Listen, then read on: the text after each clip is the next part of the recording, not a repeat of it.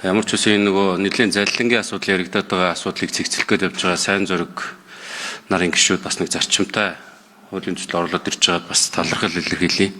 За мөн бас энэ төрийн албан агч нартаа бас нэг бид нэр бас нэг урам өгөөд хайрцсан талархлаа илэрхийлж явах хэрэгтэй байхаа.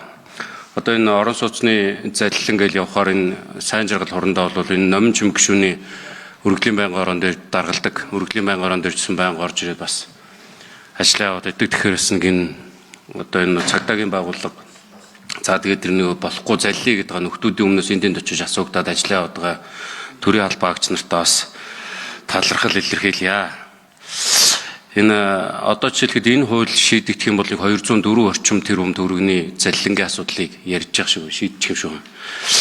Тэгэхдээ бас нэг санал болгоод хэлчих юмнууд нь жишээлхэд энэ үйлдвэрлэл хөрөнгийн татвартай холбоотой асуудлыг яг Улаанбаатар хотод гэх юм уу, аймагуудад гэх юм уу тэрийг бас нэг тодорхой болгож өгвөл эсвэл одоо тэр үүтэй дугаартай эсвэл дээтэй дугаартай энэ гэрчилгээнүүд дээр банкны барьцаанд тавих процессын асуудлууд бас ямархуу байдлаар шийдэгдэх вэ? Энийг бас нэг тодорхой болгоод явбал гэж. За тэгээд нэг компаниуд ч юм бол барьж байгаа компаниуд дээр бас нэг татврынх нь хөнгөлөлт явагдах уугүй гэдгээ бас нэг эсвэл компаниудад урам өгөх одоо яг сайн бариад байгаа гэх юм уу те.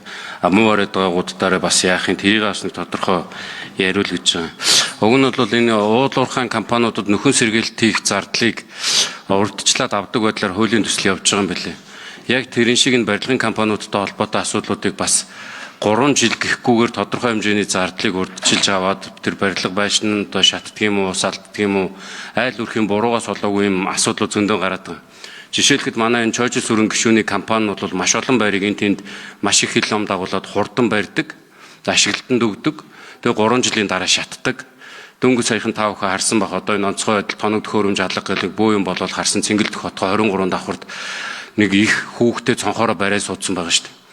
Аврын аварч чаддгүй. Тэгэд нөгөө материал нь тийм чанартай баригдчихыг бас мэдэхгүй.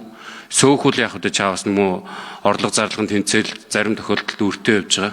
Гэх мэтлэгийнхээ асуудлуудыг энэ барилгын компаниудаа сайжруулах талаас нь хариуцлагажуулах талаас нь бас харах хэрэгтэй юм болоо гэж бас харж байгаа гэдэг энэ ч бас хэлэх гэсэн юм аа.